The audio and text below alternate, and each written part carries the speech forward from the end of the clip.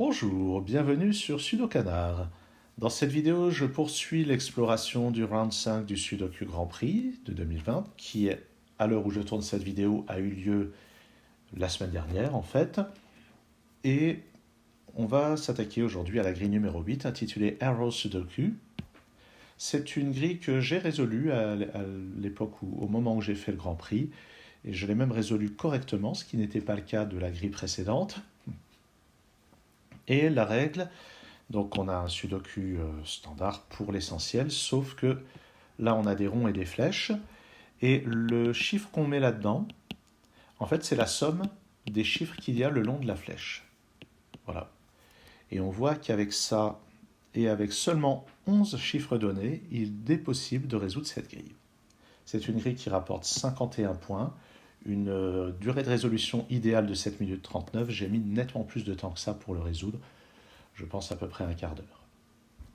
Alors normalement, je ne me souviens pas de grand-chose, mais il y a certainement quand même des petits détails de cette grille que j'ai mis un petit moment à percuter le jour dit et qui maintenant me paraissent beaucoup plus clairs. Donc logiquement, je devrais être un petit peu plus vif, sauf si je me plante. Alors, qu'est-ce qu'on remarque? Toutes les sommes sont de 3 chiffres. Il faut bien comprendre qu'une somme de 3 chiffres, en général c'est plutôt gros, mais ça peut être petit aussi. Imaginez, ici sur minimum 2, ici minimum 1, ici minimum 1, ça pourrait faire 4. Ah ben non, ça ne peut pas faire 4. Bon.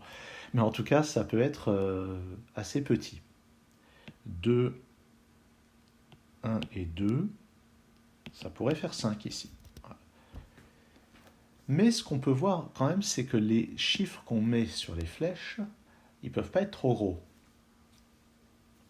Le maximum qu'on peut mettre, c'est 7, en mettant 7 plus 1 plus 1, par exemple, pour faire 9. Mais déjà, 7, ça paraît déjà assez extrême.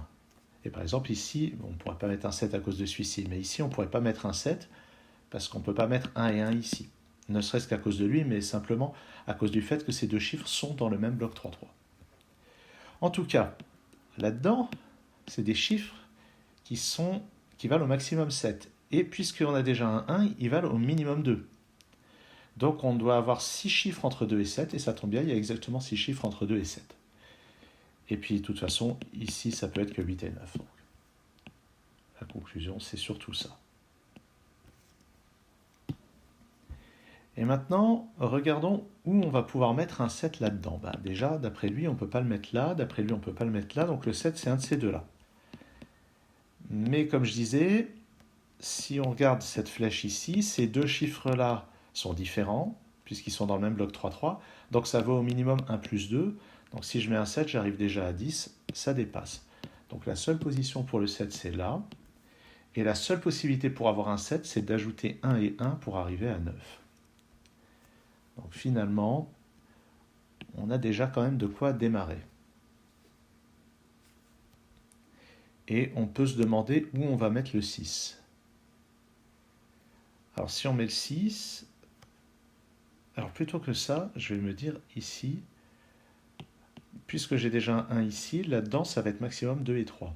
Si je mets un 2 ici, un 3 là, plutôt minimum 2 et 3.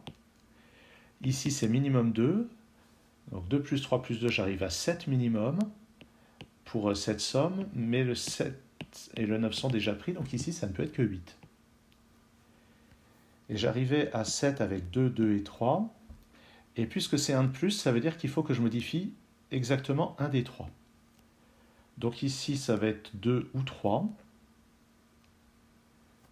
Alors donc, donc la somme ça va être, pour 8, ça va être 2 plus 3 plus 3. Donc, dans le cas où j'augmente un des deux, ou bien 2 plus 2 plus 4 dans le cas où j'augmente le 3. L'endroit où je mettais le 3, c'était ici, donc ici ça va être 3 ou 4. Ici je mettais un 2, si je l'augmente ça fait 3, mais c'est impossible, donc c'est forcément un 2. Et donc ce qui se passe, c'est que pour faire 8, ou bien là on a 2 fois le chiffre 3, ou bien ici c'est un 2, ici c'est un 4.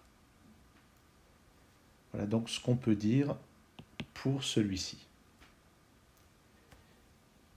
Ensuite, cette case, c'est pas 9, 8, 7, 6 ni 5, c'est pas 1 ou 2, donc c'est 3 ou 4. Ça, je l'avais pas du tout repéré le jour de l'épreuve, ça. En tout cas, j'ai pas souvenir d'avoir fait ce raisonnement, parce que là, vous voyez, on a 1, 3, 4, 5 dans cette ligne. Donc là-dedans, puisque c'est pas 7, ça ne peut plus être que 2 et 6, ces deux-là. Ça m'avait complètement échappé. Mais ça me plaît. Hein. Et je peux tout de suite exclure le 6, parce que si on regarde dans cette ligne, on a déjà un 2 et 3, donc ça c'est minimum 4. 4 plus 6, ça dépasserait. Donc c'est forcément le 2 ici et le 6 là. Et ce 6 va avoir une importance. Mais déjà, je vais enlever le 2 ici. Donc ici, c'est un 3 pour faire 8 et 4. Ah, je ne suis pas du tout allé aussi vite ce jour-là. Mais je suis très content. Je l'ai déjà dit. Allez, ce 6, le minimum que je puisse faire, c'est 1 plus 2 pour arriver à 9. 9, c'est le maximum. Donc ça va être 1 et 2. Et ils sont forcément répartis comme ça. Le 7 n'est pas là-dedans, donc dans la colonne, il ne peut être que là. Le 3 ici me le place ici ou là. Ah, et au fait, dans le bloc central, les deux derniers chiffres sont 4 et 5. Mais on va se concentrer un petit peu là-dessus, parce que, comme j'ai fait la remarque, 1, 2 et 3, ça c'est minimum 4. Et d'ailleurs, si on regarde bien, on sait que c'est pas 6, ni 5, ni 7. Donc c'est forcément 4. Ce qui me résout le 4 et le 5 ici. Donc j'en suis déjà à 6. Et qu'est-ce que je peux ajouter? 1 ou 2. Je vais ajouter 1 ou 2. Si c'est 1, ça me fait 7. Si c'est 2, ça fait 8. Et si on regarde ce 5, qu'est-ce que je peux lui ajouter? Eh bien, je pourrais éventuellement ajouter 1 et 1 pour faire 7. Auquel cas, ça mettrait le 2 et ça ferait un 8. C'est cohérent.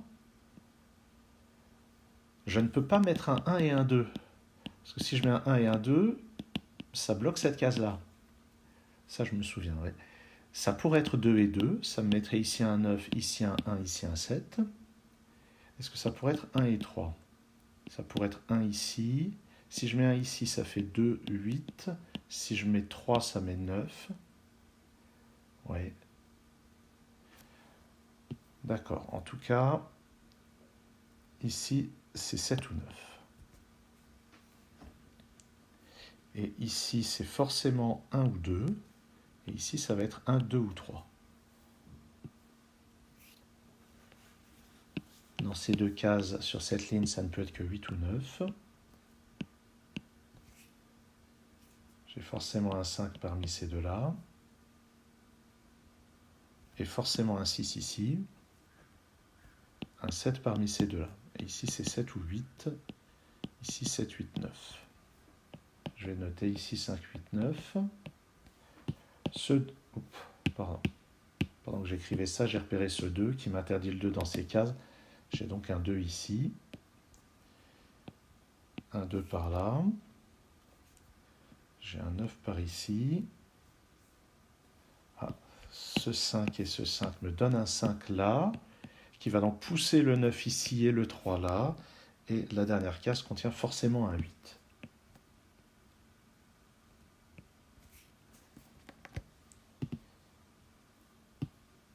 Dans ces deux cases, il me reste le 6 et le 8, c'est bien ça. Ah, je ne me suis pas encore intéressé à cette flèche, mais si on regarde la colonne, il manque le 3 et le 5. Je ne pourrais jamais mettre un 5 ici. Donc je mets un 3, ici un 5. Là, je ne peux pas mettre le 2, donc ça ne peut être qu'un 1. Parce que les autres chiffres, ça dépasserait. Ici, c'est donc 8. Je retire le 8 des éventualités. Et il me reste là-dedans 2 et 9. Ah, je n'ai pas de 3 ici. Ah, ça c'est intéressant. Alors, en fait, je vais noter celui-ci à l'envers. Donc il y a deux cas de figure, ou bien c'est 2 fois 1 ici, ça met le 7, le 2 ici et le 8. Et puis tiens, ici, je vais le noter comme ça aussi. Donc j'ai deux scénarios, le scénario de gauche ou le scénario de droite. Mais de toute façon, j'ai un 7 parmi ces deux-là. Ouais. Alors, donc ce 5 et ce 5, j'ai un 5 parmi ces deux-là. J'ai ce 5, donc je vais avoir un 5 parmi ces deux-là. J'ai aussi un 1 parmi ceux-là. Oui, tout ce qui est de type thermomètre, grosso modo, c'est traité. Maintenant, il va falloir faire du sudoku standard. Là-dedans, c'est 1, 3 et 5. D'après ça, j'ai des restrictions.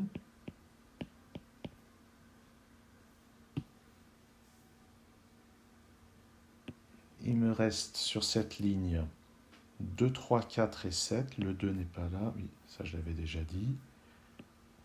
3, donc ici, c'est 4 ou 7. Ici, 3, 4, 7. Ici, 2, 3, 7. Ici, 2, 4, parce que je n'ai pas le 7. Le 7 est là-haut. Je suis peut-être en train de me disperser. Il est assez net que mes techniques de sudoku classique ne sont pas encore assez au point. J'ai pas de 5 là-dedans. Ah oui, je peux avoir le 5 ici, oui, c'est vrai. Ils sont au regard les uns des autres.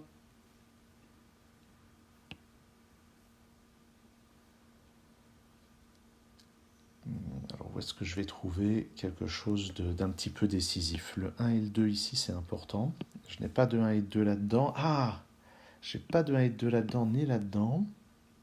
Ah ben, mais non, les 1 sont là-dedans, les 2 sont là-dedans. Ça me... Mais si! J'ai 1 et 2 là-dedans, donc j'ai pas 1 ici, le 1 est là. Voilà. Je savais bien que c'était important. 2, 4, donc on note qu'ici c'est pas 7 ou 8. Donc ça peut encore être le 9 ou bien le 2 et le 4. Si je prends cette ligne, il me manque 3, 4, 6 et 7. 3, 6, donc ici... Ah, voilà, 3 et 6, ça peut pas être le 7, donc ici ça ne peut être que le 4. Voilà, ici c'est le 2. Et là-haut, donc il me reste 7, 8 et 9, et d'après ce 7 et le 8, c'est le 9. Et maintenant ça me débloque, c'est le scénario qui était noté à gauche. Et grâce à mes notations, je peux mettre tout d'un seul coup. Et grâce à ça, qu'est-ce que ça me débloque? Ici c'est un 6, ici c'est un 8. Le 9 me débloque ça. Oui. Dans l'immédiat, ça va être tout. Mais j'ai bon espoir qu'on arrive à avancer après ça. Là-dedans, il me manque 3, 6 et 7. C'est ça, il me manque 3, 6 et 7. Ah oui, le 8 est là. Ça va me débloquer le bloc qui est juste au-dessus. Ça débloque le bloc. Il me manque donc là-dedans, dans cette colonne, il me manque 3, 6 et 4. Le 4 est forcément là. 3 et 6.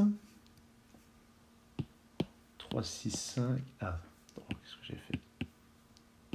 Dans cette deuxième ligne, il manque le 9. Il n'est pas là, donc il est là. Ça me donne le 5 dans cette case. Je vais le refaire. Juste à côté, j'efface le 5.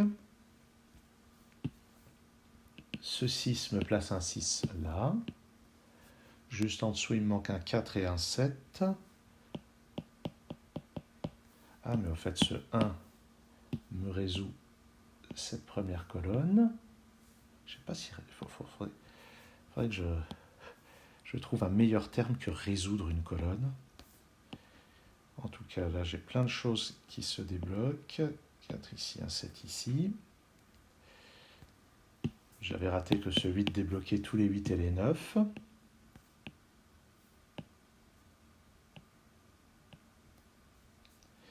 Il n'y a plus qu'à terminer. Ici, c'est un 5. Ici, c'est un 6. Là, j'ai un 7, un 6.